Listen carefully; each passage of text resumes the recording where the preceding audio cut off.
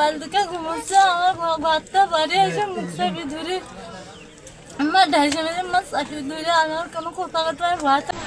চাষির গর্ভে ভাতিজার সন্তান, এলাকায় উত্তেজনা বিরাজ করছে।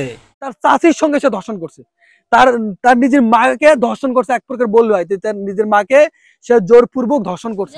মোবাইল দেখতে, মোবাইল দেখে আমরা ঘুমাই সকাল ঘুমিয়ে আমার কোনো ঘুম, তারপর মোবাইল দেখে ঘুমাচ্ছে, আমার ভাতটা বাড়ি এসে মুখ চাপি ধরে আমার ঢাইসে মেঝে মাছ চাপি ধরে আমার কোনো কথাবার্তা ভাতটা কাঁপছে। কে এটা, কে নাম কি তার? জামাল ফারুক। ধর্ষণের শাস্তি মৃত্যুদণ্ড।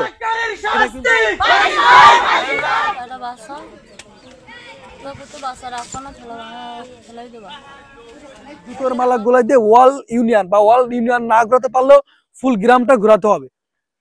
গ্রামটা ঘুরালে তার শিক্ষা হবে, সে তো মুখ দেখাতে না পারে। বাড়িটার সামনে ইতিমধ্যে দাঁড়িয়ে আছি, সেটা হলো সাইদুল। তিনি ভাটায় যখন গিয়েছিলেন তখন ফারুক নামে একটা ব্যক্তি সেই সুযোগটা নিয়ে তার ওয়াইফের কাছে এসে ভয়ভীতি দেখিয়ে বা তার একটা ছবি ভাইরাল করার ভয়ভীতি দেখিয়ে তাকে ধর্ষণ করেছে। এবং এখানে স্থানীয়দের সঙ্গে আমরা কথা বলে জানতে পেরেছি এই ফারুক নামে যে ব্যক্তিটা রয়েছে তিনি শুধু একটা না, একাধিক জায়গায় একাধিক মহিলাদের গোপন ছবি বা ভিডিও সে এনজিওতে কোনো রকম এনজিওতে হয়তো কাজ কাম করে, সেই কাজ কামের শর্তে যায়া ছবি বা ভিডিও নিয়ে সেগুলো পাবলিক করার ভয় দেখিয়ে মেয়েদের সঙ্গে সে অনৈতিক কার্যক্রম করে। আজকে যে একটা বোনের সঙ্গে যে একটা অনাকাঙ্ক্ষিত ঘটনা ঘটেছে বা সে জোরপূর্বক ধর্ষণটা করেছে, আসলে এটা একটা সমাজের জন্য একটা খুব খারাপ। কারণ আপনারা জানেন ধর্ষণের শাস্তি মৃত্যুদণ্ড। 5 আগস্ট পরবর্তীকালীন সরকার নির্দেশ দিয়েছেন এবং বিশেষ করে নারীদেরকে সবচেয়ে বেশি অগ্রগতি দেওয়া হয়েছে। কারণ আমরা যখন আন্দোলন সংগ্রাম করি আমাদের নারীরা কিন্তু আমাদের প্রোটেক্ট করে। সেই নারীদের গায়ে বা সেই নারীদেরকে যদি ভয়ভীতি দেখিয়ে কেউ যদি ধর্ষণ করে বা তাদের যদি কেউ নির্যাতন করে, এটা আসলে খুব দুঃখজনক একটা ব্যাপার।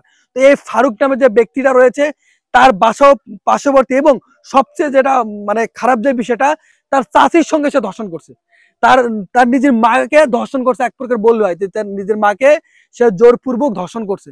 বিষয়টা এমন, কারণ চাচি এবং মায়ের মধ্যে পার্থক্যটা কোথায় এটা আমরা আসলে জানতে চাই।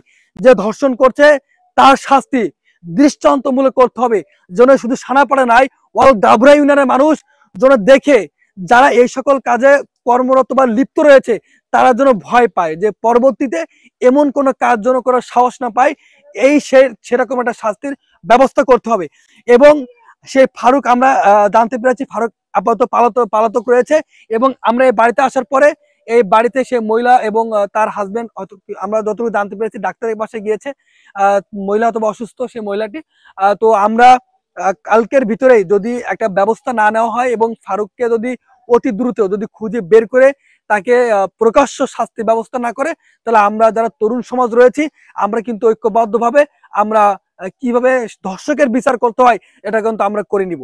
এবং এই সানাপাড়া, শুধু সানাপাড়া বলে নাই, টোটাল গাবুরা ইউনিয়নের ভিতরে আমি বলে দিচ্ছি, টোটাল গাবুরা ইউনিয়নের ভিতরে যদি কেউ এমন ধর্ষণের সঙ্গে বা কোনো বোনদের বা কোনো মা বোনদের যদি প্রকাশ্যে বা জোরপূর্বক ভাবে যদি এমন ধর্ষণের চেষ্টা করে বা তাদেরকে নারী নির্যাতন করার চেষ্টা করে, তাহলে তাদেরকে আমাদেরকে তথ্য দিন, আমরা তাদেরকে আইনগত যে সকল ব্যবস্থা রয়েছে আমরা সেই সকল ব্যবস্থা নিব।